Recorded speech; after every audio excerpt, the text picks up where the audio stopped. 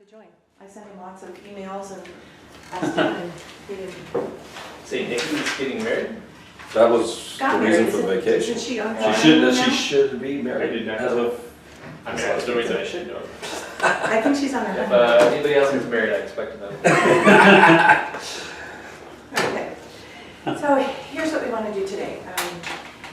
I want to give you guys a chance to talk about your homework, what you're learning, what showed up for you, any problems or stalls or anything that you want to talk about.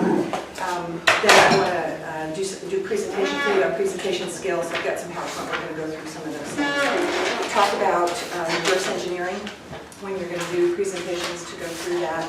So we're going to look at your disk, and then there's some good information here. I just want to go through it with you. And then everybody's going to get a chance to stand up and do about 3 minutes. So I'll give you the topic when we get there. This is going to be easy. Don't worry. I'm really interested in how you show up. That's really the most important thing. So you get 3 minutes. Then the group will have about 2 minutes, 2-3 minutes for the group to give you some feedback. First, I want to hear from you about how you thought you did. Then we're going to give the group, and we're just going to keep the time pretty tight so we don't get too long. And everybody will get a chance to do that. Then we'll talk about homework. Have sheets for you for your homework. We're meeting again in 2 weeks. That's our last meeting. And there are a couple things that I'd like you to work on between now and that session. And always any questions, comments, anything that you have as we go along, we will open the door for that. Does that make sense? Yes. Terrific. Tell me, give me some feedback on your homework. So you were looking at building confidence and, I'm sorry, my mind went blank. So talk to me about what you were learning from paying attention to what was going on around you, how you were making notes. So I'll go first. go ahead.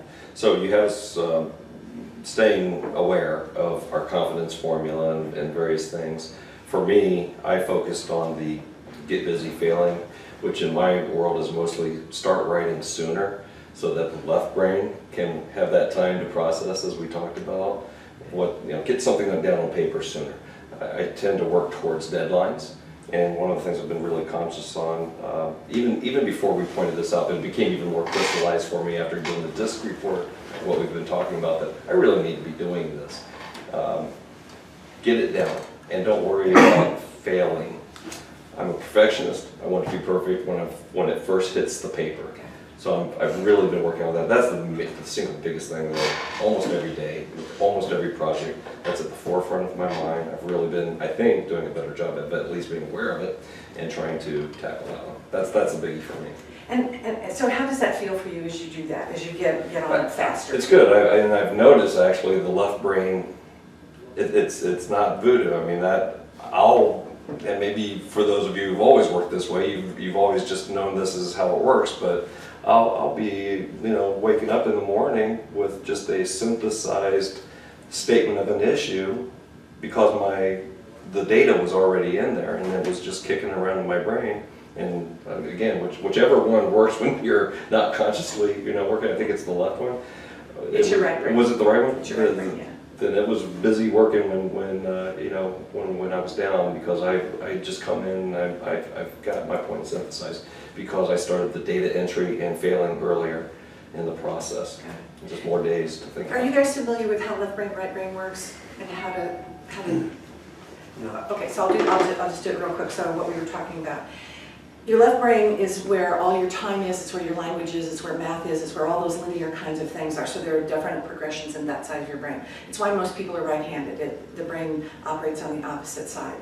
This side of your brain, the right side of your brain, is where there is no time, and there's a great synthesis in there. So that's where art comes from, it's where music comes from. And so one of the things is that it's sort of like soup. I always think of it that way. So you put stuff in there and then you just let it cook.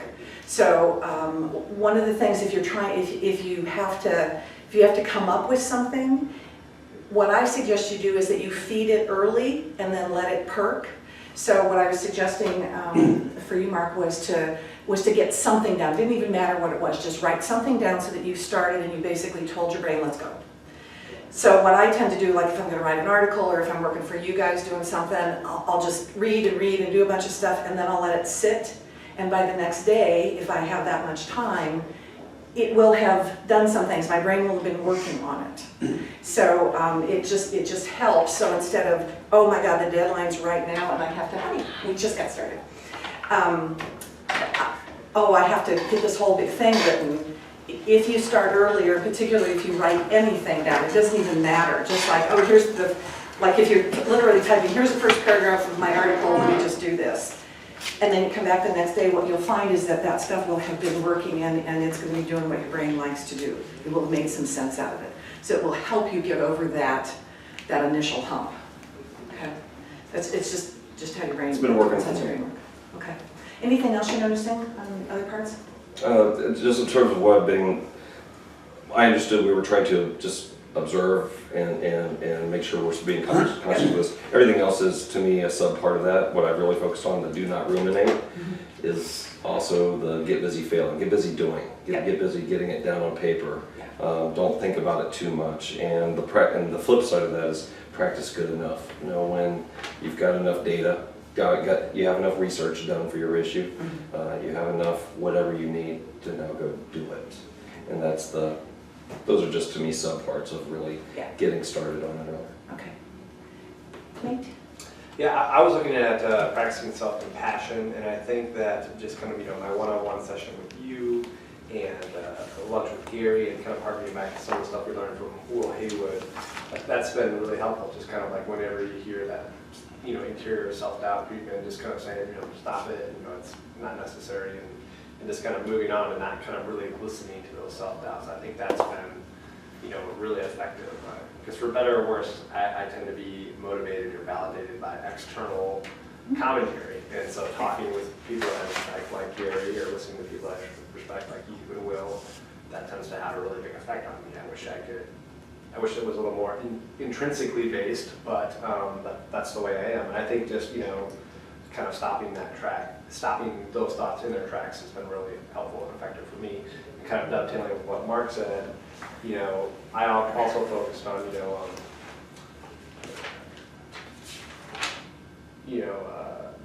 don't ruminate too much, just act, just do.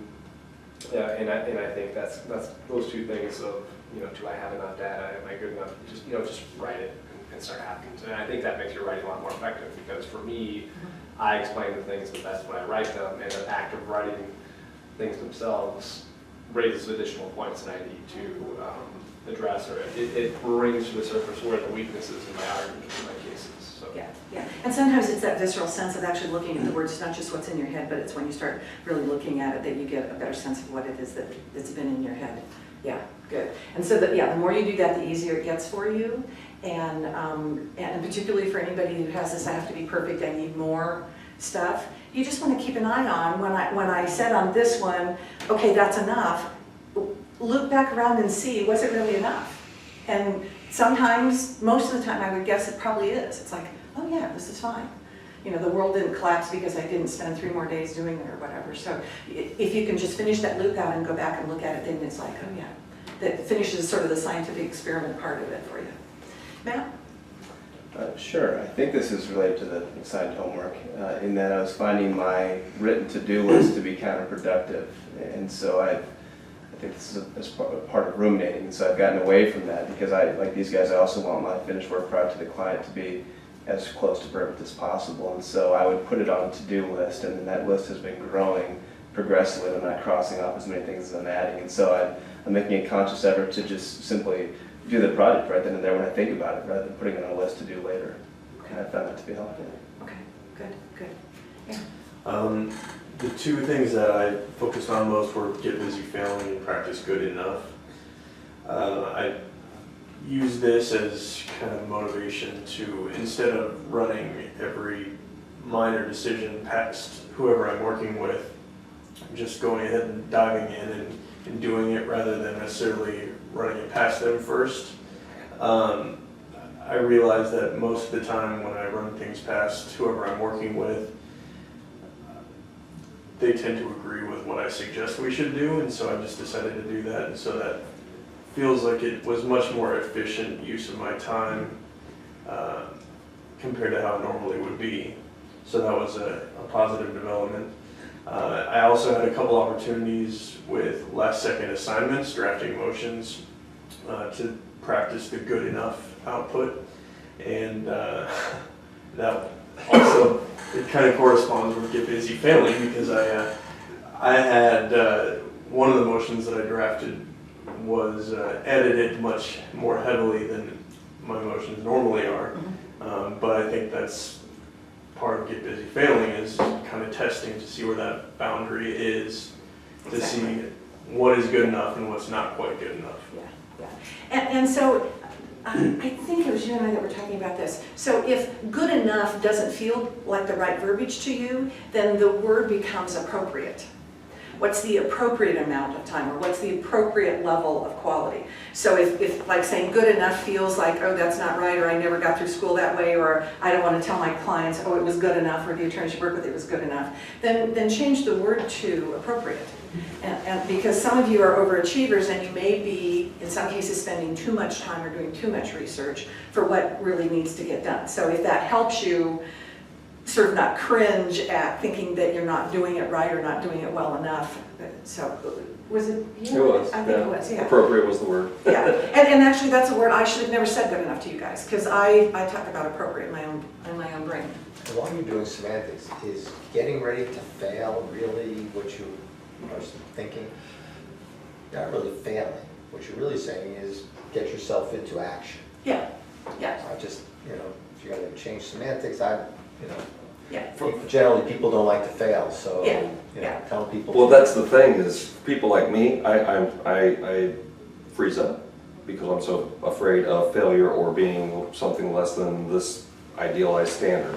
And it's that, accept that you will fail initially, accept that it will be something less than perfect initially. It's not really literally Well, no, fail. I just, while we're, dealing with semantics, I think the idea, because failing is so scary, okay, because that is an unacceptable thing to do, saying getting used to failing, I think, is something that's hard for people to get used to. Saying get used to starting in action, don't, analysis by paralysis by analysis, so get used to action. I think, I also agree that appropriate is better than, good enough, because good enough sounds like you're settling for shit. Yeah. And so, and I think, the semantics matter, especially when you're trying to motivate yourself to do things differently, saying, I'm gonna fail, get ready to fail. I don't know, that doesn't seem like I want to jump into that one quite so fast. I saw a video, and I can't remember where I saw it, but it was of the founder of Spanx, and she was talking about how every week at the dinner table, her family, her dad would ask, how did you fail this week? And every week they had to talk about a failure, and they reframed what failure meant, and it meant that you took risks. And so it was what risk did you take that maybe didn't work out this week? And then they reframed how the family viewed failure. So she said, unless I felt bad for not having something to talk about. So I don't know, it's an interesting video. I wish I could, I'll try to figure out where I saw it, but. And I think you're kind of going where I think that people are trying to take away the pejorative nature that failing is always awful, and it's something that you should never do. And I think that part of growing and accepting is that you need to fail. And you hear these stories about these great entrepreneurs and their first 4 or 5 businesses failed, and then they found their gold mine. I think that's part of it. It's just accepting that failure is a necessary part of life. And some of it is being willing to take risks. So, when we looked at your disc things, you guys have all sort of moved over here, which is really very risk averse. You really moved that direction. And so, as much as is appropriate, and I think you want to do that. You want to go, oh, okay, well, so the boundary wasn't there. It's not here, it's maybe here someplace. So you just test it, and then that's a place where you want to be really compassionate with yourself to say, you know what? I'm trying to learn, I'm trying to grow, I'm trying to be a better lawyer. I used to do that, now I did this. Okay, that didn't work, let me just, and especially if whoever it is that you're working for is also, reasonably compassionate with you about doing that, yeah. But at the same time, I'll use Aaron as an example. Aaron's brand, though, is also, I'm not trying to dissuade him one way or the other, or am I influenced by the fact that we work together, but Aaron's brand is that he writes very well. He spends, a sufficient amount of time creating a perfect or near perfect work product. That's what I like about Aaron, among many other things. But, that's part of, the teaching from the book In Search of Excellence, of course, is stick to what you're good at, though, to some degree as well, because that's who you are. So don't, not to venture out too much beyond who you are. Right. Yeah, and we're going to actually And I think the point that Deb was making for Aaron is I know Mark has the same issue. If you can get away from perfect, there ain't no perfect. I agree. So that is just gonna make you crazy to try to get there. So the question is, I wanna do a quality job. Right? And the question is, when do I get to quality and when am I, call it assessing? Mm-hmm. And that's, that's experience sakes, and that's, I think, what, well, this was too much, this is too little, what's the right amount? And there, this is the dilemma of being an attorney, there is no answer to that. The bell does not go off when you get to the perfect amount of time, effort, quality, it just, Exactly. Yeah. Good, so thank you, that's a really good example. Yes? I picked do it, learn it, move on, and practicing self-compassion. I think I'm hard on myself and I have self-doubts in very appropriate areas. But I think how I can be better about dealing with those, what I think are appropriate confidence issues, is to practice self-compassion and realize that some of the things that I'm worried about not doing well, that I just need to get better at those things. Not that I need to stop thinking I'm not doing it well, because I think there are legitimate concerns on my behalf. But maybe being easier on myself and practicing the do it, learn it, and move on. And wraps a whole bunch of these. Don't ruminate, get busy failing. Yeah. But I think I have confidence issues in particular areas that I think are justified in my case, and I need to practice self-compassion and just learn what I need to learn and move on. And I think also, for whoever you have a relationship with, it's a very trusted relationship within the firm, is to check that out.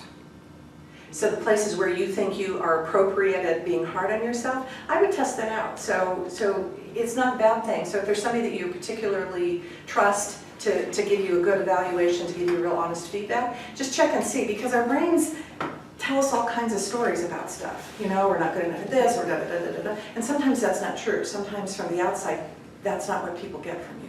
So I would just encourage you to do that. And then to see whether you want to temper that at all, or whether it's like, nope, and I was right on the button, these are exactly the things I need to work on. So, good. I'm also working on issues with being a perfectionist.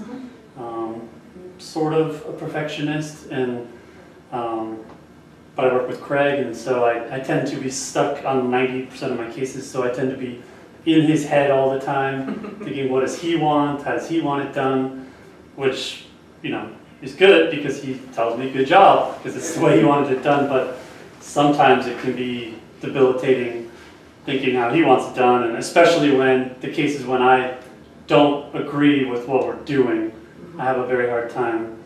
But I've done a better job saying I think this is not the right way to go. He ultimately makes the decision, but at least I have told him how I feel, and when I tell him how I feel, it's easier to then go do it than it is if I just bottle it up and say this is stupid while I'm writing it, while being stuck in his head. That can be really debilitating. So I've been a lot more open with him, and it's helped a lot, even if I end up doing projects that I don't really want to do or don't feel are beneficial. Okay, excellent.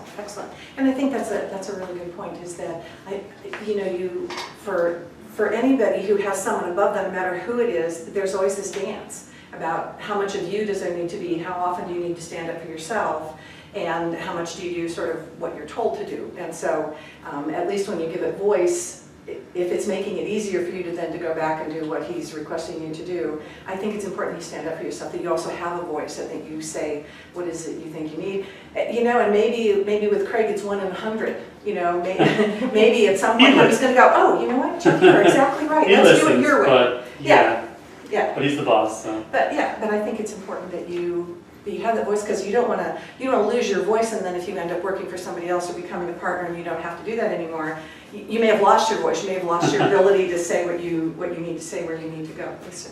Just thought, for those of you who battle called the perfectionist issue, do you ever think to yourself, is my motivation to get this perfect that I want a great work product, or is the motivation I'm afraid I'm going to fail? See the difference? For me, it is I want to be right, which I've discovered is one of the things that's in my characteristic. I want to be right. I don't know what that means to answer your question. Maybe it's a little bit of both. Maybe it's more one than the other. But all I know is I really want to be right. I don't know what that internal drive is. I can't even explain it. But I just know that that is a core in me, that I want to be right. My motivator is to make Craig happy. I would just be, I think there's a difference between I want to succeed and I don't want to fail. And they're for different people, they are motivated by either one of those, or sometimes both, but I think it may help you, if the motivation is fear of failing, maybe I'll say, well, I'm not going to fail. This is certainly a good work product. It's not, I'm not failing. And so that's different than I want this to be great. Don't you think either one could still result in the same amount of effort, though, in pursuit of perfection?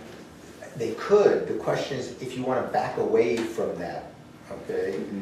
If your fear is you're going to fail, you take a step back, I'm not going to fail. You see it all the time. Kids who have never gotten less than an A, they're afraid of failing. It's like, no, you're not going to fail. Is it really about failing, or is it really you want the A? And if it's really the fear is you're going to fail, then once you figure out I'm not failing, maybe you're easier to back off. Take some pressure off of you. Take some And it really pressure. depends on whether you're looking forward. So what's at stake is how do I do it well? What's at risk tends to be what's here, what do I have to lose?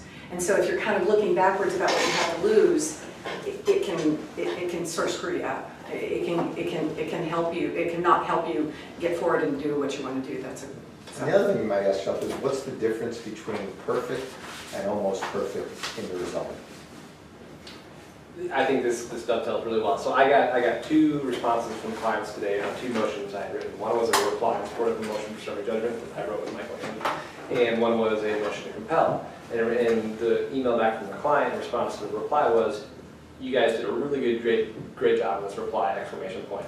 Made me feel really good. That's exact. I want my clients to feel like I'm doing a really good job. I'm like, we're doing a really good job with them. The motion to compel, the motion to compel is fine. Go ahead and file it. And I'm like, I hate that word fine. But you see it, and the client probably didn't mean anything by it. But I want it to be more than fine. I want to be like, this was a really good motion to So compel. here's the sanity But check. it's a motion to compel. I know.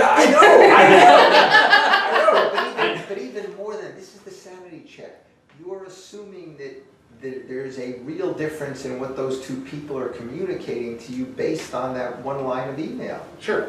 That may not be a good assumption. That's part of our homework, is figuring out what our styles are and how to communicate with with this kind of person or that kind of person. No, but this is, you're telling yourself, you can't control how they communicate with you. So one says you did great, one says you did fine.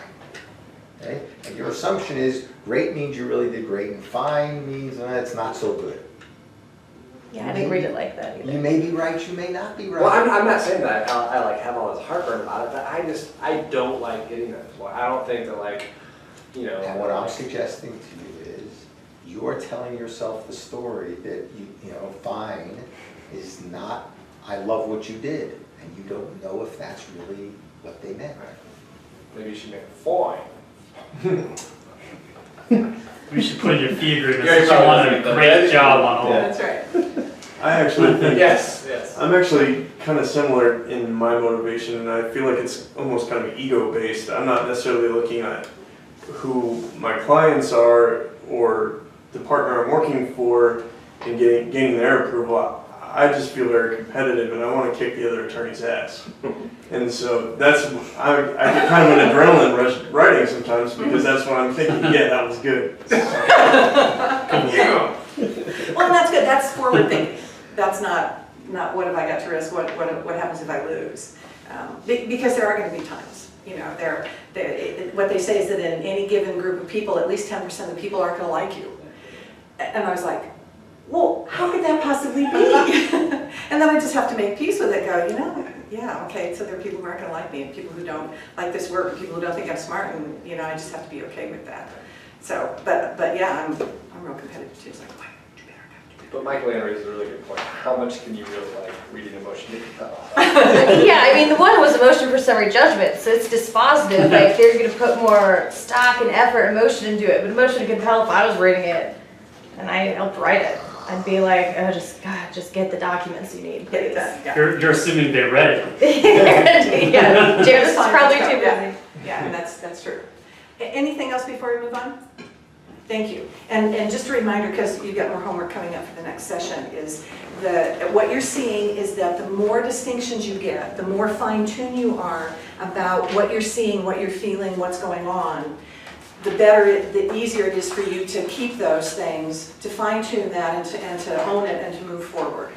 So, so that's a good thing. So the more, I know you don't need a lot more stuff to do, but the more you spend like writing it down, what happened, how they feel, what I do next time, the more you do that, the more it embeds in you and the easier it's going to be for you to just own that. So, you know, there are things that I'm doing that I didn't do last year at all, and now they're just part of my habit, and so it makes it easier. So that's what I want for you guys, is for it to be easier for you to do these things that make you feel better, make you more productive, make your relationships better. Okay, so I wanted to go through, I'm going to sit down. I wanted to go through some things. I had some notes for you about doing presentations.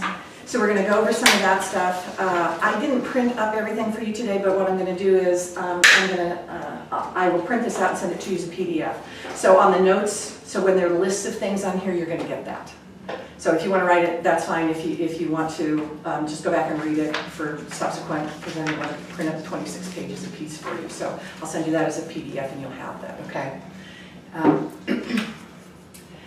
So in terms of content, so I want to talk about content for presentations first, then we're going to talk about sort of your performance, then we're going to talk about reverse engineering, and then you're going to pop up and do your little 3 minutes.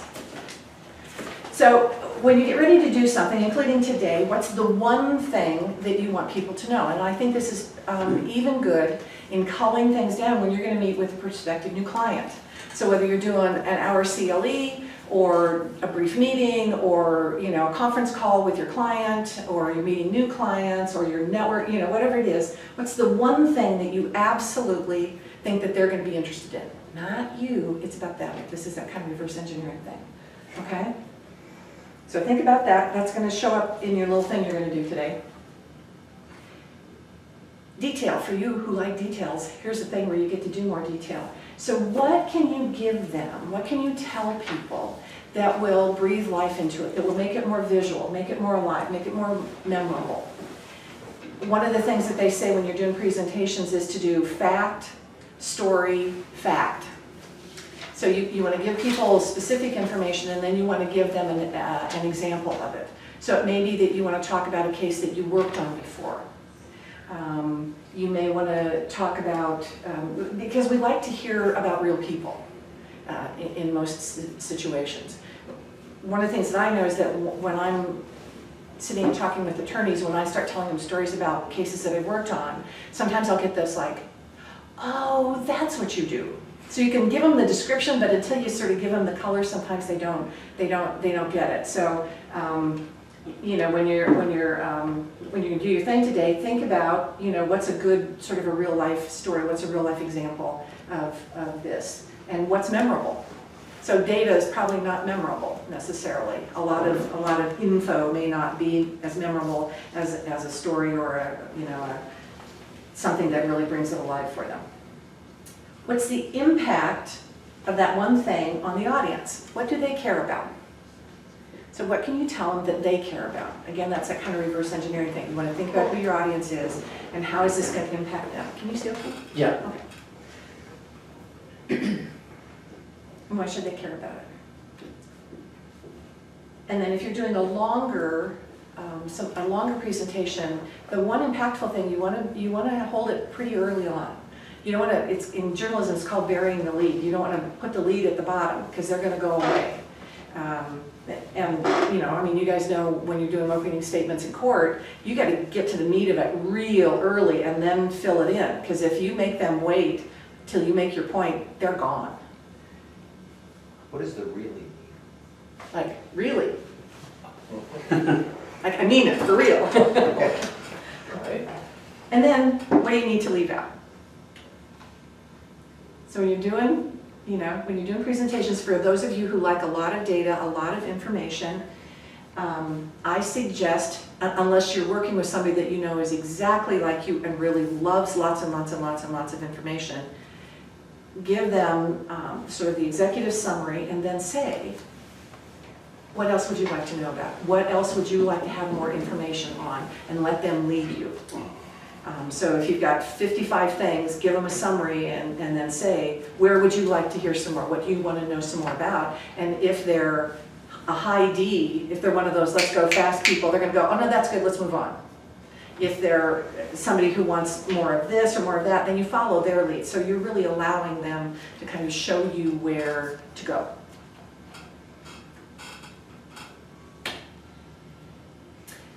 So this is one of the suggestions that I like to talk about in terms of even conversations, not just presentations, but anytime that you're having a conversation with anybody or presenting anything. What do you want them to know? What do you want them to do? Be real clear about that, particularly in little quick conversations. Sometimes we forget to tell people what we want them to do, or we sort of allude to it and hope that they got, oh, by the way, that means that this is supposed to be done by 5 o'clock tomorrow night. And we didn't say 5 o'clock, we just said, oh, you know, hurry up and get that done and get it on my desk. Then the thing that people don't tend to think about, but will radically change their conversations, is how do you want people to feel when the conversation is over, when the presentation is over. If you don't think about thinking about this and being really clear, do you want them to feel safe? Do you want them to feel protected? Do you want them to feel encouraged? What is it that you want them to feel? And you really have to think about what is that feeling, and that will guide, number one, your words, and it will guide your body language. So kids are a really good example. So if you got an errant child and you need to go in and, you know, right? If you stop and think, when the conversation's over, how do I want my kid to feel? It really changes the conversation. So you can walk in and say, you know, I'm really unhappy, you showed up late, you're not picking up the stuff in your room, and you don't set the tone. But if you, in your head, say, oh, when the conversation's over, I need my kid to know that I love him, oh, and that I trust him, right? You did something, you can't do it again. Here's what you are going to do, and I love you and I trust you. But if you don't have that sort of I love you and trust you thing, your conversations drop into who knows what, and you never know what people feel. And feelings, information in your brain goes through the place where you feel and then goes into your brain. You can't get away from that. You can't escape that. So if you take control of that and think about, how do I want them to feel when it's over? Do I want them to just feel happy? Do I want them to feel satisfied? Do I want them to feel like they can trust me? In your cases, sometimes that's a really big issue, is that they can feel like, oh, I'm in good hands. You know, you want people sometimes to go, oh, we're good. I'm good here, all right? Because they're scared or they're worried or they're upset or they're cranky about the money or, you know, whatever it is. How do you want them to feel? So this is equally good when you're doing a presentation. So for you, you alluded to this earlier, Matt, about really being your best. Really let your personality show through. If you've ever seen anybody who sort of stands up at the podium and just raves, rah, rah, rah, rah, rah, it's horrible. So be who, really be who you are. Be very authentic.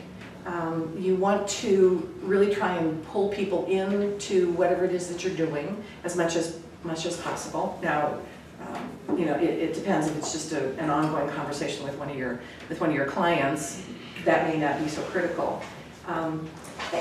And be passionate over being polished. You're better off to have enthusiasm or some passion about what you do rather than being perfect. So for you perfect guys, perfect tends sometimes to really dampen down who you are. and how you feel about things and what you're good at and letting people see you. Because it's the connection to you that your clients have. It's a connection to you that your audience has.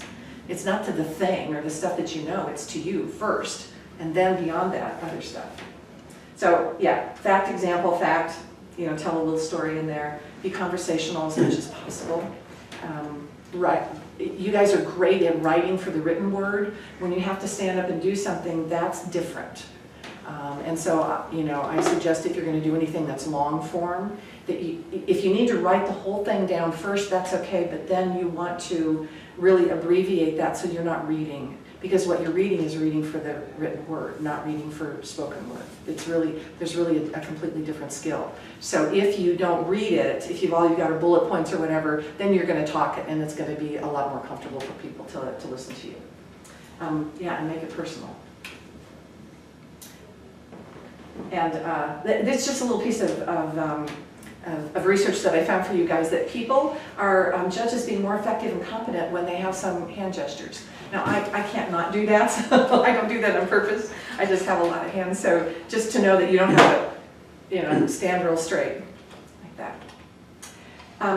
Tone of voice is really important, and don't be afraid of a little bit of silence. Silence can be really powerful, particularly for you guys. You do litigation, don't you, Matt? Yeah. You're in court, okay, yeah. So, and pay attention to that. It's a really fun thing. So if you're in a meeting, particularly if there's a lot of stuff going on and you're leading it or it's your point, if you get quiet all of a sudden, people will look up or they'll lean in. There'll be some sense of movement toward you. We don't like silence in this country. We like to have there be a lot of noise. And so silence, a pause, what feels like forever could be 2 seconds, can be really, really powerful. It can get people's attention again, or it can make a point. And sometimes making a really important point quietly can be a lot more powerful than getting louder. And then slow down. It's a thing we may see today. We'll see if you guys can set a good pace. This is just an idea that I sort of like to talk about owning the room. When you're going to give a presentation, or when you're sort of the star, or the key, or the most important person, you know, maybe they're your clients or something, think about owning the room. Not just, I'm going to show up and do this, but rather that it's yours. And it's not out of ego, but I think it's more out of a sense of responsibility and accountability, that you really feel like, oh, this is mine. The room is mine. How we go today is mine. The end result is mine. And I kind of own the room. Not at anybody else's expense, but it's just a different sense of, you know, that it belongs to me. So particularly if you're up in front of a crowd, because you guys do presentations sometimes. You do CLE or presentations and things, right? Yeah, so you want the sense of, it's my stage, or it's my podium, or it's my time, and to really think about that. It'll shift your body language, it'll shift your posture and stuff. And it will give you an authentic sense of power, because people came to see you. They, you know, sometimes people get shy, or they don't like to do this, but people will pay attention to who you are. There is this thing about when you're on the podium or you're the leader, you sort of get this, you know, the audience tends to give you some authority, give you some, you know, some sense of being sort of a step above, whether you're physically a step above or not. And so you want to just accept that and go, okay, so I'm the leader here, I'm the person in charge, and you want to show that. Work on your personal strengths, whatever that is. So if you know, if you are you know, a little more lighthearted, you want to play with that. If you're you know, a little more stoic, that's okay. You don't want to try and be somebody that you're not, and so you want to go with your personal strengths. And again, this is an opportunity for you to even ask other people. You know, so if you've done a presentation or you're leading something, get some feedback from folks about, so how did I show up, or what did you really like, or how, you know, how did I come across? Eye contact is really important. What I've noticed is that all of you are really good at that. The expectation in the United States and Europe is that you'll make eye contact with people about 50 to 60% of the time. So none of you guys are shy or tend to look down or look away, so you don't have to worry about that, but it's just something for you to know. And then your whole presence. So again, if you think of, oh, this is mine, It tends to sort of make you stand up a little taller or be a little straighter. I don't know what that's doing. And then confidence equals influence. And you'll begin noticing this now. So as you are building your confidence, you will have more influence. So as subtle as it is, as you speak up for yourself, that begins to give you more influence. Now with Craig, it may be a long road to hoe, I don't know. But this whole sense of being more confident really does give you more room and more influence over what goes on around you, which tends to make your life a little easier. So, has anybody heard of Amy Cuddy? Anybody know Amy Cuddy? Okay, so I didn't want to be redundant. There's a Harvard professor who does research on confidence. And in the old days, we used to think that your feelings drove your body language. Well, what they discovered is that changing your body language can actually change your feelings. So it's really interesting research that she's done. So, what if you could change others' perceptions of you by simply changing your posture? And what if you could change your perception of yourself by changing your body posture? So this is Amy. She works at Harvard Business School. She works on nonverbal behavior and about people's chances for success. So she studied groups of people across time to see who succeeds more. And she said you can tell by looking at their body language when they're in classes about who's going to be more successful than other people. If you're interested, this is a TED Talk. I'll send you the link. It's a 20-minute piece. She's fascinating, but of course I like this stuff. But if you'd like to see that, I will send it to you. So what happens is that that in your body, more powerful people tend to have more testosterone, which gives you a lot of power and a lot of oomph, gives you more energy and stuff. And cortisol is produced when you're scared or fight or flight. So what you want is to have more testosterone, so more power, more oomph, and less fear. So that's the good combination. This is what they find in powerful people, is that they have high levels of testosterone and really low levels of cortisol in their bodies.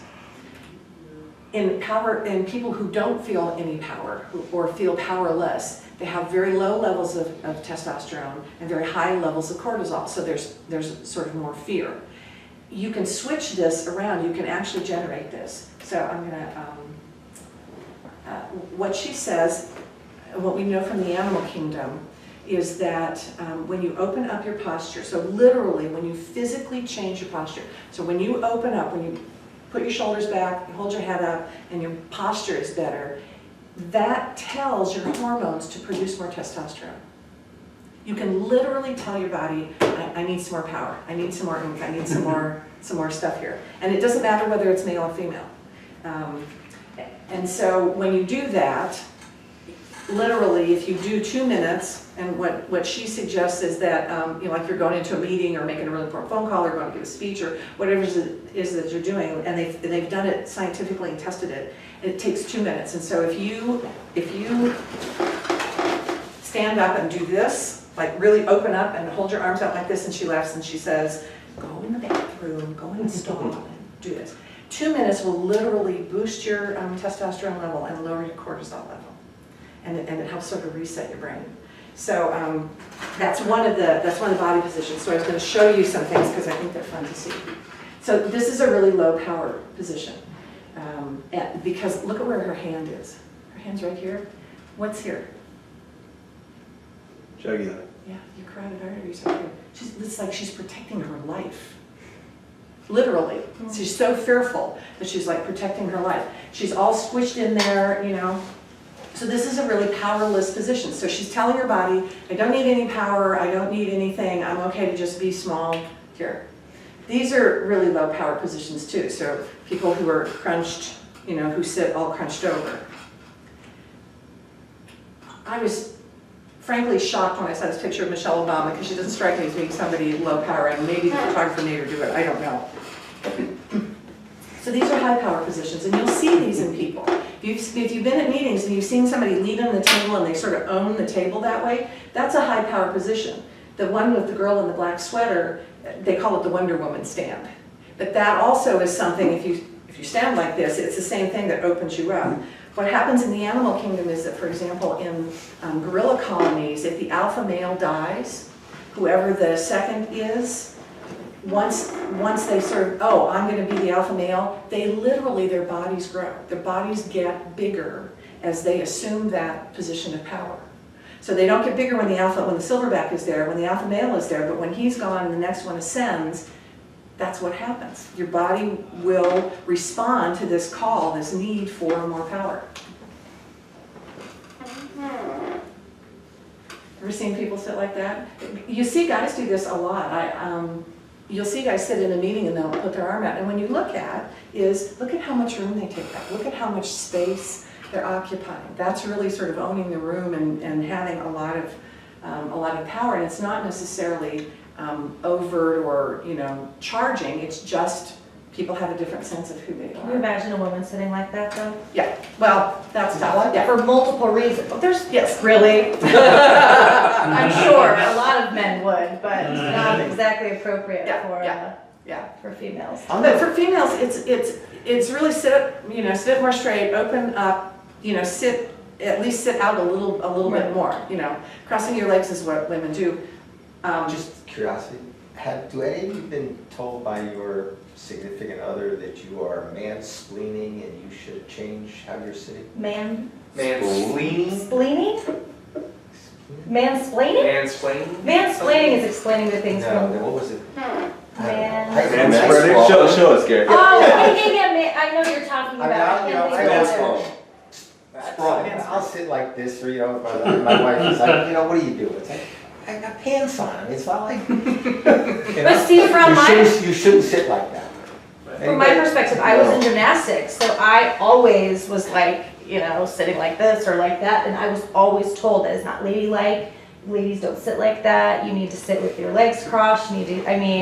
So for more reasons than just the practicality of our wardrobe, that we have been raised not ever to sit like that. That I get. I just want anybody else ever get told they shouldn't, just sit like this? It's a horrible thing in the middle of the night. I'm gonna tell my wife. It's her problem. Playing movie theaters. Yeah, good luck with that. Yeah. Don't Half forget, I agree with Half the that. time when this guy sits down in my office to talk to me, he sits down and he sits like this.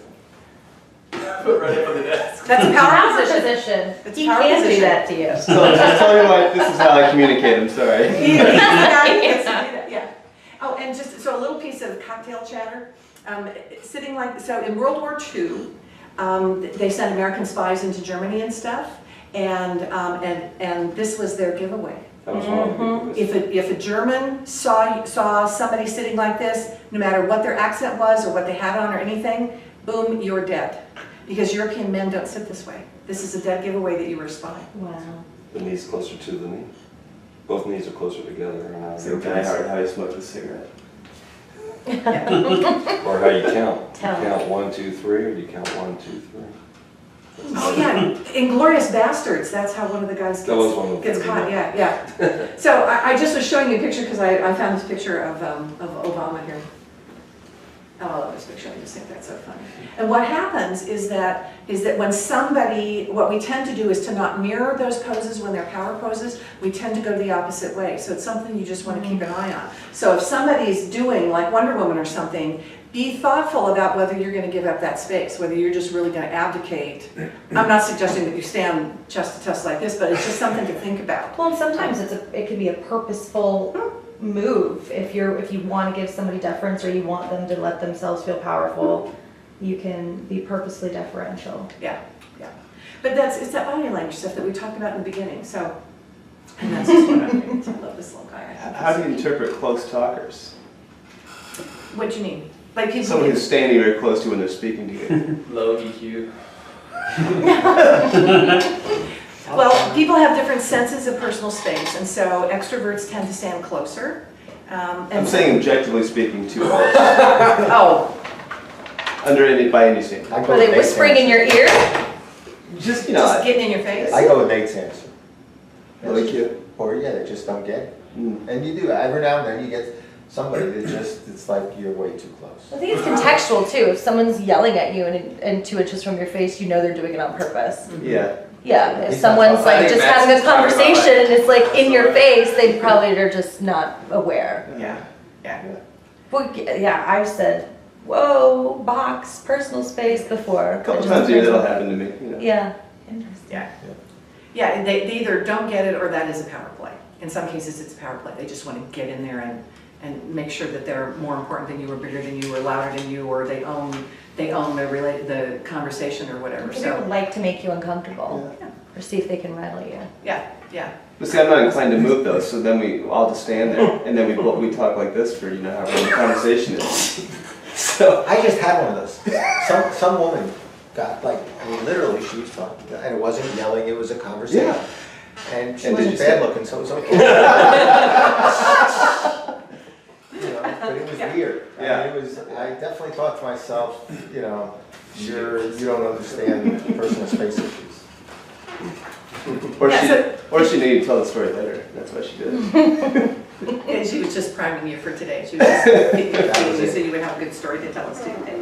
Okay, so then what I want to talk about is to just take a quick look, because I asked you to read these couple of pages as we prepare to do your little presentations, about styles. So as much and as often as you can, you want to be looking at, just go through this material, these 2 pages. So it's on 11 and 12 in your disc thing.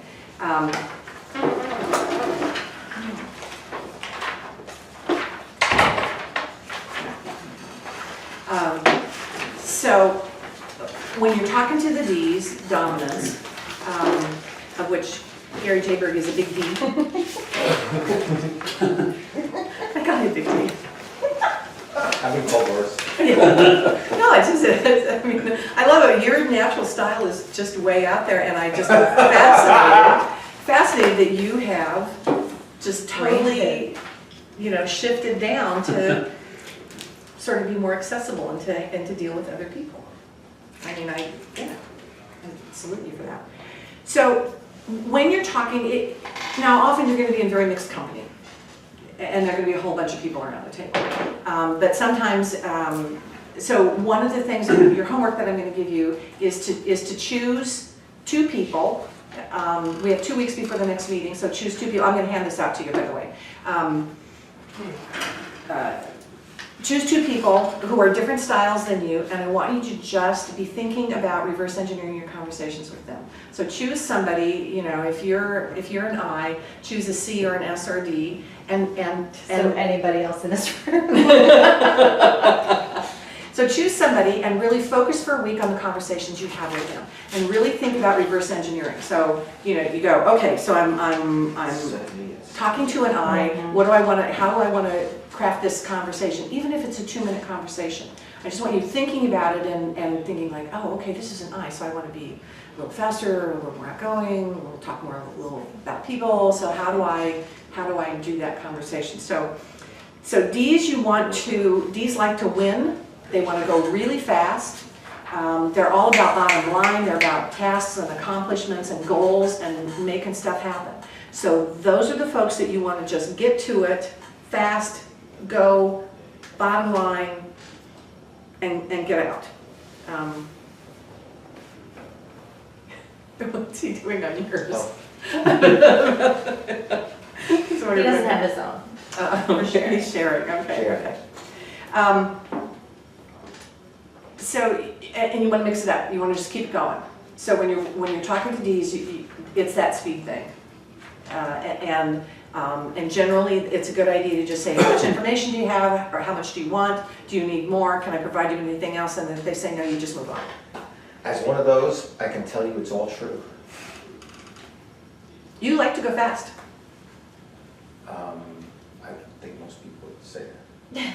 About you. About you. yes. About me, yes. Yes. Yeah. Oh, no, this is me, The characteristics on there. absolutely. Yeah. You know, it's, how many times has Mark come into my office and,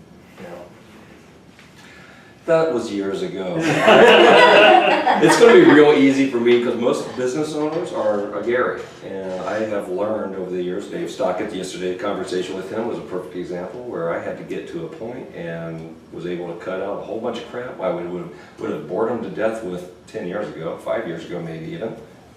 Got to the point and got the conversation done, boom, boom, boom, we're out of there. Yeah, Mark makes a good point. It's I'll bet you entrepreneur CEOs are Ds. Yes, real high Ds. So if you're dealing with, the entrepreneur, the boss, he doesn't want to hear your long story. Really doesn't want to hear the long story. And they tend to be quite able to say, tell me some more, give me some more, I need some more, so you don't have to worry about that. I mean, I think it's polite to say, do you want to know any more about this? But generally, even if you don't say that, if Gary wants some more, he always tells me when he wants something else. He's real clear with me, and I assume he's really clear with you guys. So yeah, those guys are going to be moving along. Yeah, and they're all about accomplishing something. They're all about the task, the bottom line, the deal, what's done at the end of the day. They're all about, and they love to win. So whatever you can do to support them winning, here's how we win, here's the best way to, that's what that conversation needs to be. Yes? If I had to communicate by email to a few of my doctor clients, I will literally say short story and it's one sentence, and I'll say long story, so I've covered my bases. That's and then, great. Yeah, and then I keep it Oh, long. Matt, that's good. Yeah, It works for me. yeah, very good, thank you. More importantly, it works for them.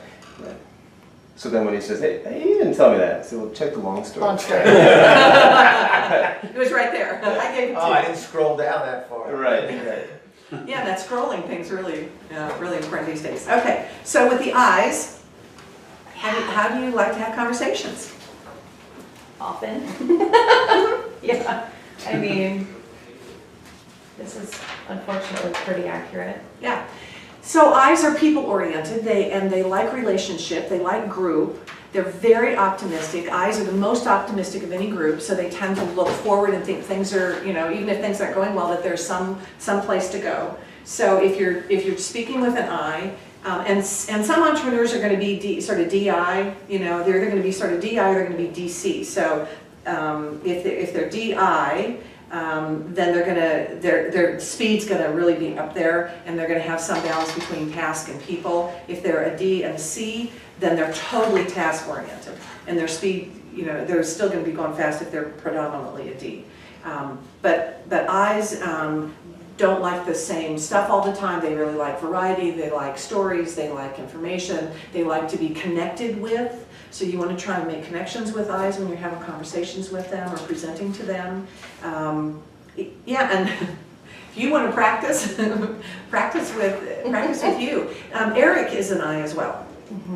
And there are probably other people around here, but they're those outgoing, positive, tend to be more optimistic kinds of people. So those are the folks that you still want to move along, but you're kind of moving along on a more personal level. And eyes, more than anybody else, will tell you by the look on their face. They really wear their heart on their sleeve, so you can almost always tell what's going on. So if they're happy, you got it. If they're not happy, you got it. If they're bored, you got it.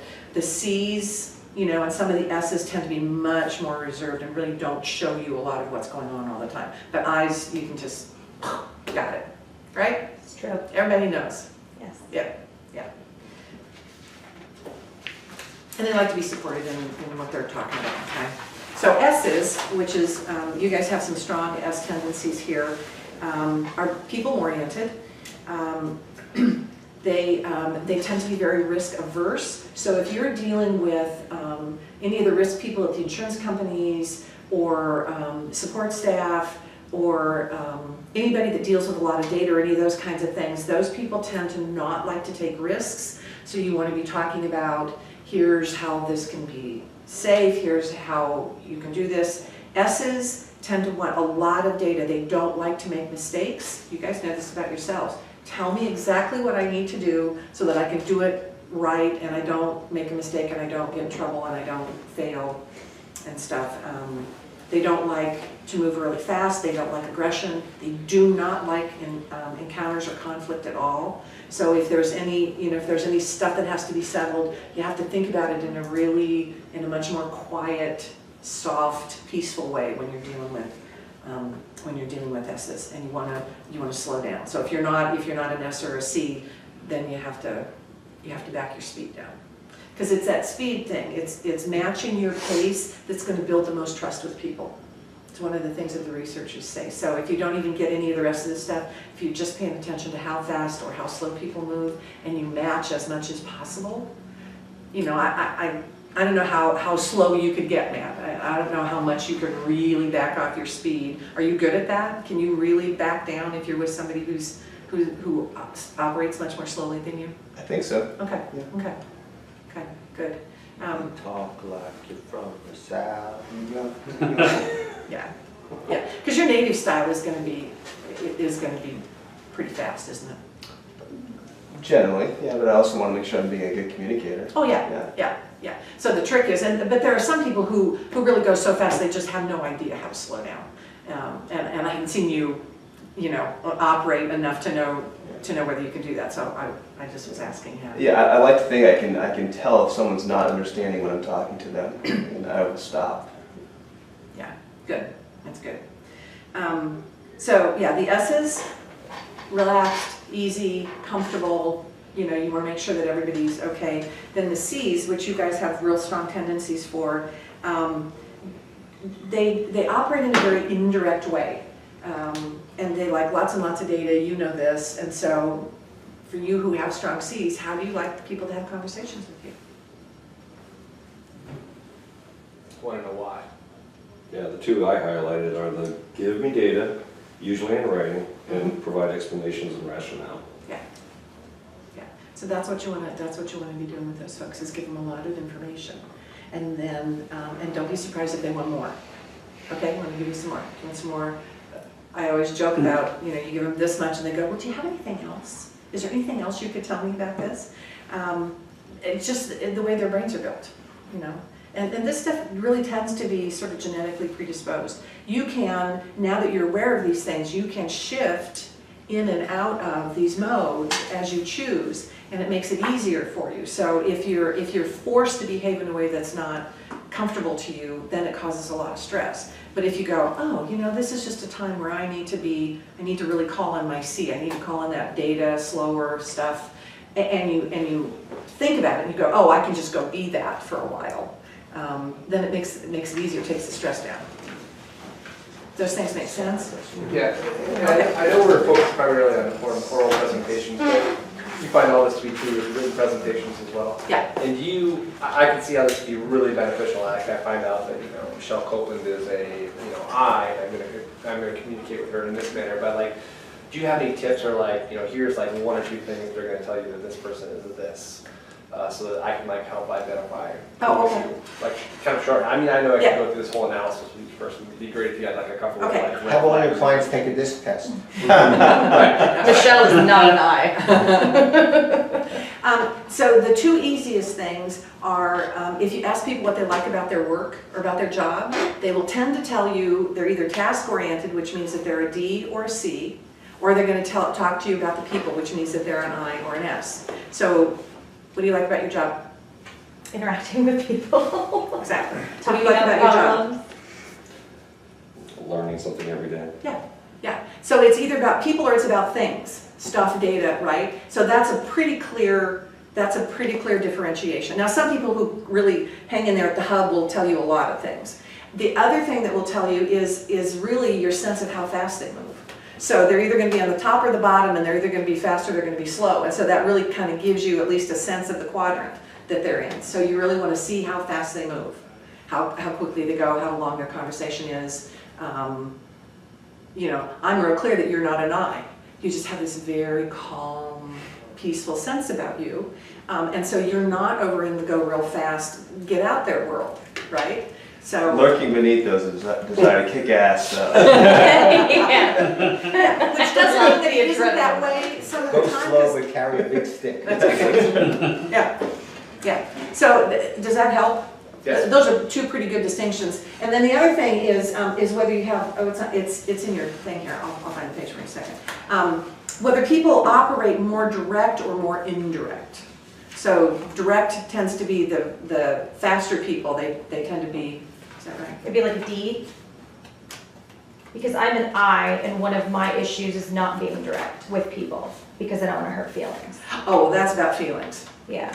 Yeah. I mean,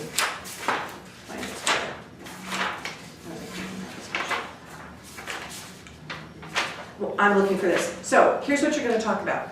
I want you to do 2 minutes, make notes if you want to. 2 minutes on, you're speaking to a law school class. 2 minutes on why they would be interested in your practice avenue, Practice what? your practice area. Yeah. So, persuasive.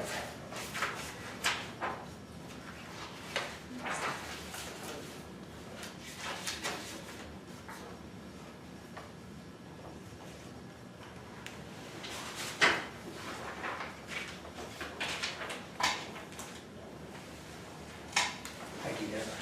You're welcome. Don't fail, guys.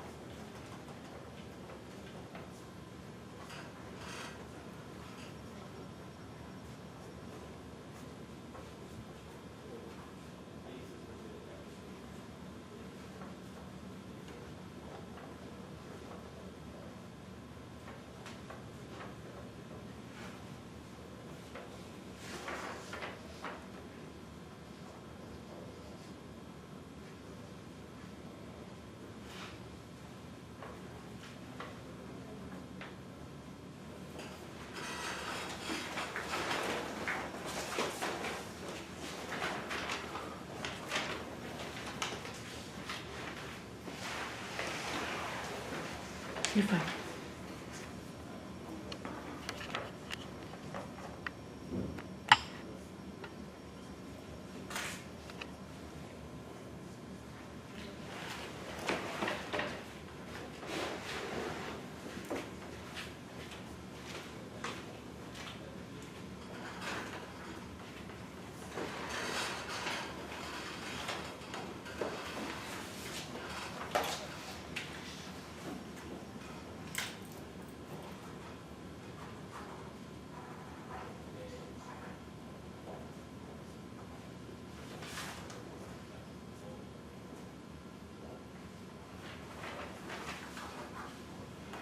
Okay, who wants to volunteer to go first? And obviously, you're going to learn as everybody does it, so the ones who come later will have an opportunity to sort of learn from the first ones, and it's okay. This is really just a chance for you to hop up there and let's take a look at it. One of the things that we'll do when I meet with you, doing your one-on-one, which we'll do in the next 2 weeks, is I'll look at these with you, and then we're also going to talk about some other things in your one-on-one.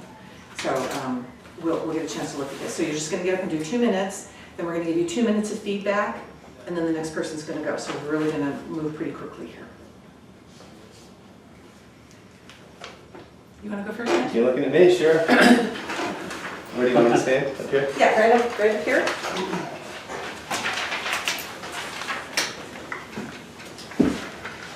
So this is your law school class for me? This is law school class, yes.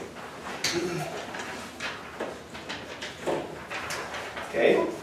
Hi, hello, my name is Matt Anderson, and I'm going to talk a little bit about my practice area, which is retail, restaurant, hospitality litigation, and why I think you all should consider practicing in that area. So a couple of things that you should all know about retail, restaurant, and hospitality litigation is that there are very few lawyers who are getting into that practice area, so it's very sustainable. So one thing to think about as you build your practices, as you become licensed and join the working community of lawyers in town, is that as far as getting new clients, you want to be in a practice area where you can meet new people and explore new business opportunities. And I've found in my experience that working in retail, restaurant, hospitality, it's been fantastic for that. And so I'm working with clients who are in hotels, or they're in the hospitality industry, such as event planning. It could be as simple as a national restaurant chain. They have all different types of litigation involved, and so that relates to a second area that I think is of interest in practicing law, which is it's fun. And I'm seeing things anywhere from food allergies to employment issues to the occasional assault case to, heaven forbid, wrongful death. And so classifying yourself as in this type of litigation that I am, you can see all different types of cases. And another benefit of being that type of lawyer, retail, restaurant, hospitality, is that you get to be, at least what we're experiencing now, is on the forefront of new litigation. So in the Phoenix community, there's been a wave of ADA lawsuits, and I did very little to no ADA litigation before, well, as of 6 months ago. And so once those cases started being filed, because I was in the industry that I was, those cases started coming to me. And so had I not been doing that, I wouldn't have seen that work, and so that's allowed my practice to grow.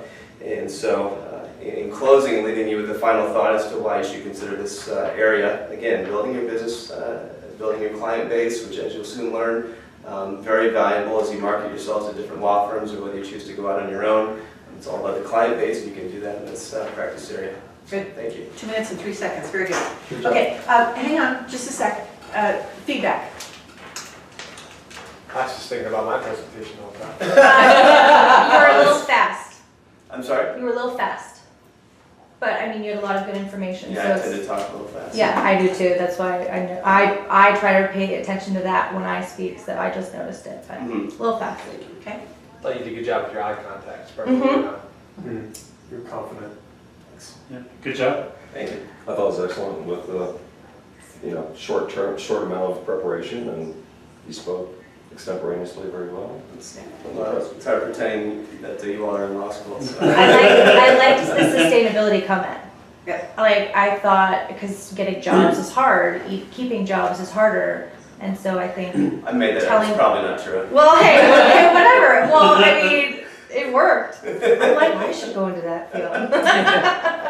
Good, Matt, thanks. Just kidding, me. Okay. Who's next?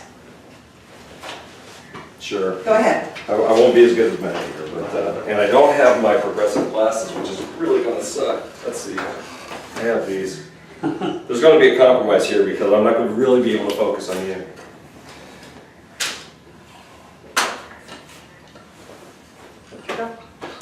Hi, I'm Mark Bogart. I'm a construction law attorney in Phoenix, Arizona, and congratulations as a third-year law school students. You're about to go out there in the real world and become practicing attorneys yourselves, and hopefully you'll find areas that will interest you and provide you with lifelong fulfillment intellectually and financially. I'm going to try and persuade you to take a look at construction law.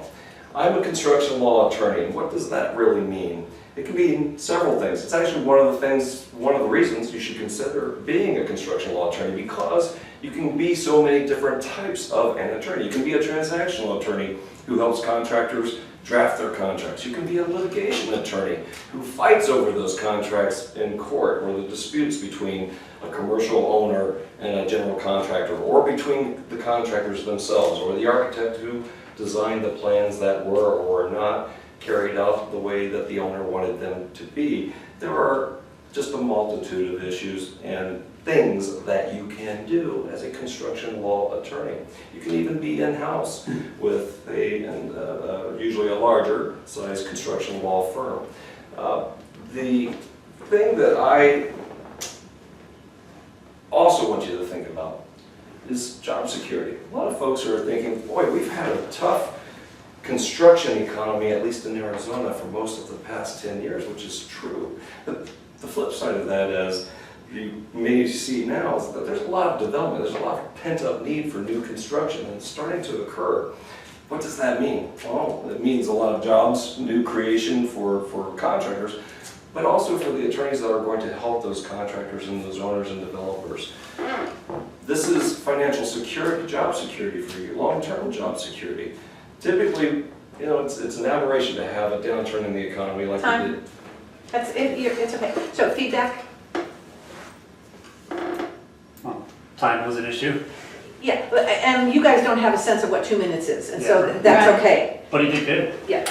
You started off holding the paper a little, but you stopped it, but you kind of ruffled it around at the very beginning. But then otherwise it was great. I would never have anything in my hands, by the way. When I do my seminars, if I have anything, it's my manual that I've got for the class. And usually I don't like to have anything because I try to do the hand gesture thing. Good. I think you drew the sting a bit on what people might be worried about with construction law. So you said people might be worried because there's been a lot of litigation or downturn or whatever. But fear not, because I think you did a good job with allaying potential fears about getting into that area. Thank you. I just hope it's true for myself. we're going to be saying a lot of things about our, Yeah, speaking except for Annie's, I thought you did a great job. Thank you. Yeah, I thought you had good inflection and energy. Thanks. Anything, Nate? I thought you did a good job. Okay. Did you do fine or did you? exclamation point. I could tell you, I did a horrible job of time management. I outlined 5 things I wanted to cover. Oh my gosh, you're so 2. That's okay. That's okay. Okay, who's next? I'll go. Great.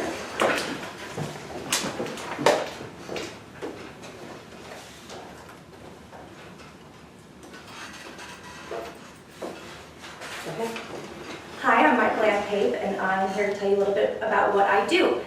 I am an insurance coverage litigation attorney, and what that means is I get to cover a lot of different areas of law.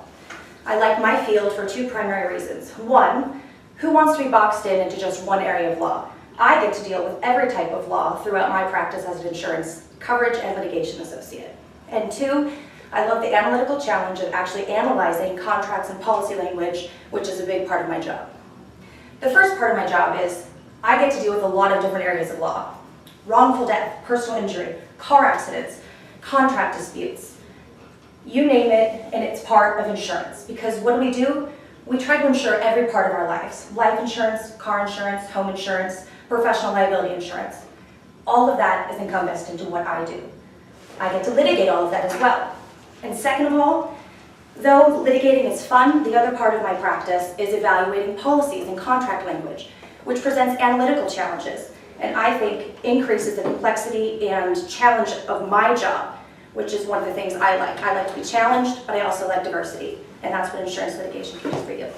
I get all shaky. No, you're good. You were a minute and a half. Okay. You're fine. Thank you. Feedback.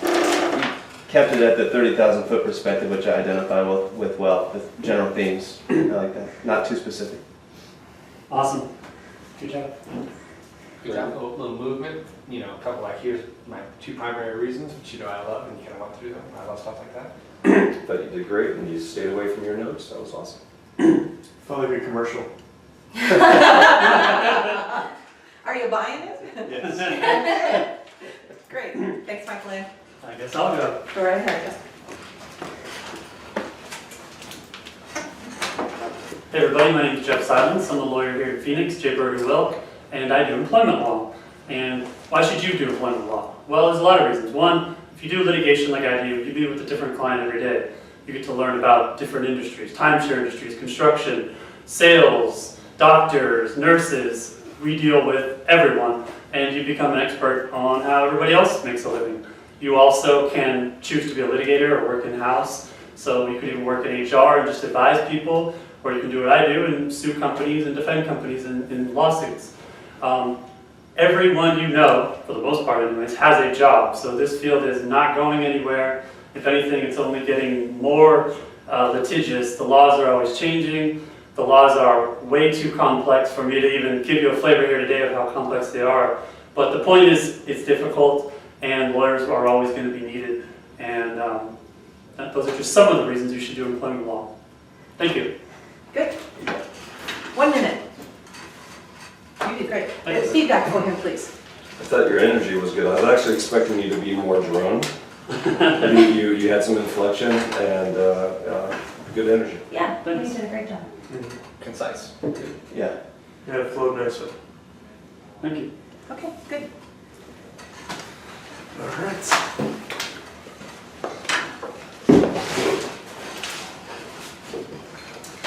Thank you all for having me here today. My name is Aaron Har. I'm an attorney with the law firm of J. Berger Wilk, and more recently I've been focusing more and more on the practice of intellectual property litigation.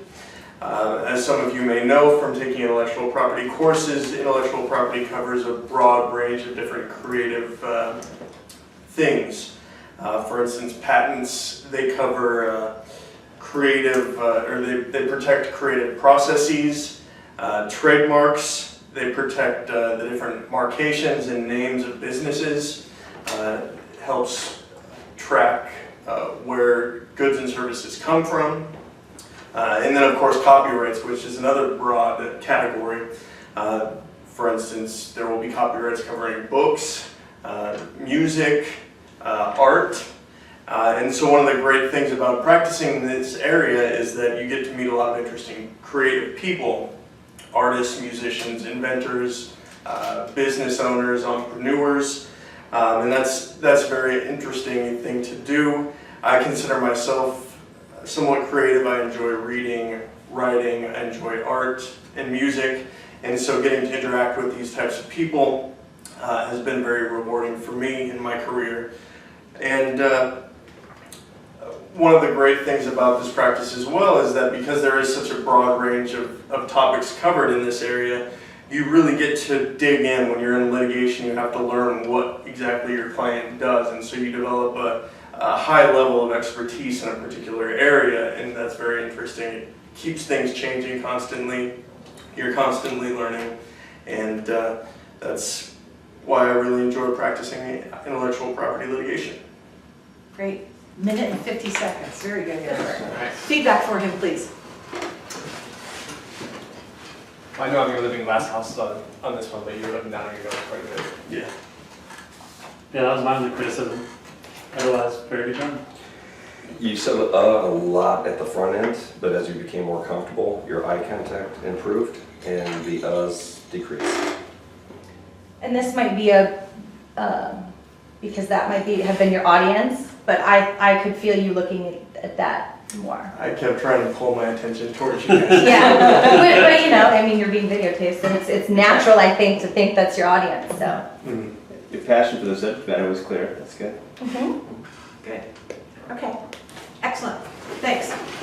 So I know as a quickie, Nate? oh, I'm sorry. You almost skated by. Almost. Do you like puzzles? Yes. Do you like getting to the truth? Do you sometimes like proving wrong when people might be lying? Yes. Yeah. My name's Dave Meyer. I'm an insurance coverage and bad faith attorney, and if you like those things, you might be interested in doing what I do. Would it be interesting to you if you found out that somebody's house burned down and that this couple was 6 months behind on their mortgage, that the timeline they provided the night of the fire didn't seem to add up? Would you be interested to know that the story they had for where they were that night didn't seem to be true? But are you also not afraid of hard work? Does the thought of going through a 4,000 piece puzzle or a 4,000 page claim file not appeal to you? So you might have some interesting stuff, you may have some tedious stuff, but if you're not afraid of hard work and you like to do something that can be interesting, it's not all interesting, I'd encourage you to take an insurance law course at the law school and maybe look at being an insurance bad faith attorney. Good. 1 minute. They're arsonists. I love the fire did not like the 4,000 pages. Yeah, you had me all excited, and then you go, oh, shit, I don't Yeah, wanna do way to that. crush their dreams of being arson I could, investigators. But I admire the honesty. Yeah. Good job. Way to draw the audience in. I really like the speed. I felt like I was more drawn in because of the more slow, methodical speed that was, but it was also conversational, I thought. So it was comfortable and I was drawn in. Good tone, good speed, good energy. Like the hook at the front end. Like that approach. Very relatable. Like your presentation style is very relatable. Thank you. I wouldn't be like that guy. Good I job. don't really want to work Good with job. So I'll edit these and we'll take a look at your individual one when we meet. So you'll be getting an email at 2 o'clock with the link to go on and schedule an appointment with me. I opened up a lot of places for you in the next sort of week and a half. And what I'm asking is, because I wanted to give you guys some range in there to schedule with me. What I'm asking is that you please get on the schedule by the close of work on Monday. Because then what times you don't use them, I'm going to obviously put them back into my schedule and so I can work with other people. I can't leave. I put 25 different slots in there, so I can't leave 25 slots open forever. So I'm just asking you to do that, please. So one of the big things we're going to be talking about in our next one-on-one session will be this presentation. Yeah. I would encourage you to go to our website and look at some of the videos we have posted on our website as well. Thank you. Thanks for saying that. I will do that.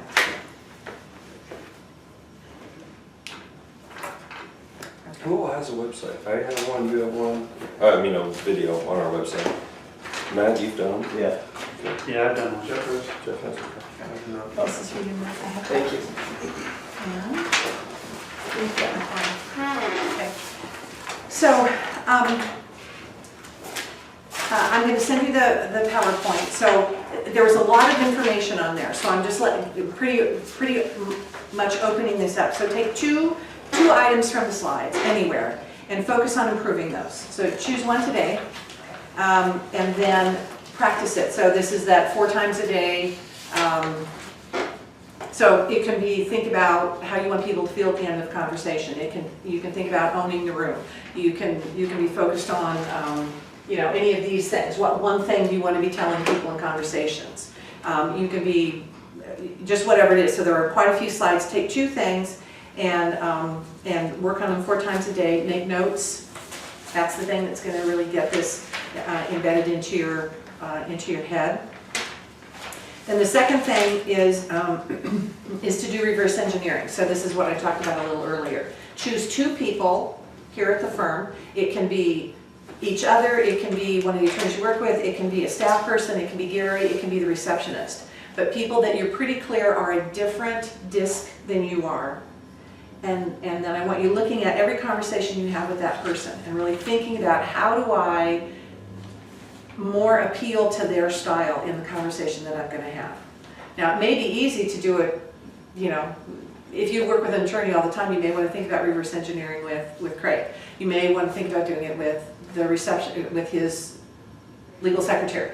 You can do it with each other, it doesn't matter, but I want you to choose somebody who's different than you and really focus on them for a week. So every conversation you have with them, you just need to stop for 15, 20, 30 seconds before you start the conversation and think about, oh, okay, what style are they? Okay, here's what I want to do. I want to speed up, I want to slow down, I want to work on details, I want to work on winning, I want to talk about relationship, whatever it is. So that you're really focused on that person for a whole week. Just so you kind of get the hang of, oh yeah, I want you just that moment of slow down, who am I talking to? And then next Tuesday, choose a second person and practice for a week. And I'm assuming we're not telling that person they've been chosen? Best not to. I feel like I'm gonna know if everybody starts coming in my office. Yeah, but you can all go pick on Eric because he wasn't here, because he's a big guy. There you go. Better than a big D. Yeah, Eric, big D. So does this make sense? Yes. Any questions about this? Do we have to stick with one individual? I mean, for me, I'll have 5 conversations in a day with big D personalities. Can I not, do it spread over a number of people as opposed to just one? Yeah, absolutely, if that makes sense to you. Yeah, so if you've got a lot of Ds, that's fine. You're just Or during the week. Yeah. Chances are I'll only speak with one person, that, one of those guys, once or twice in a week. Okay. The goal is that you don't just have one conversation with one style and call it good, because that's not going to get you what you need. What I want you looking at is when you think about what's their style, how does that shift your conversation? And does it watch for any subtlety, any subtle shifts in how those conversations go? So as you begin to across the Ds, go, this conversation's a little easier. When I kick up the pace and I get to the bottom line a little faster, it's like, it's easier. You're not getting any like, you're not, whatever it is, whatever kinds of subtle stuff you get from people, see how that shifts as you look more and think more about who they are and how to craft what you're saying for them. So, yeah, you can do it any way you want. It's not. Okay. I just didn't want you having one conversation with one person. Okay. Okay. So focus on the Ds or focus on the Cs or the S's or whatever you want to do. Okay? Great. Great. And I will get that, I'll get the PowerPoint to you. The email about scheduling with me is going to show up in your email at 2 o'clock. I pre-scheduled that. The PowerPoint I will send to you a little later this afternoon. These are actually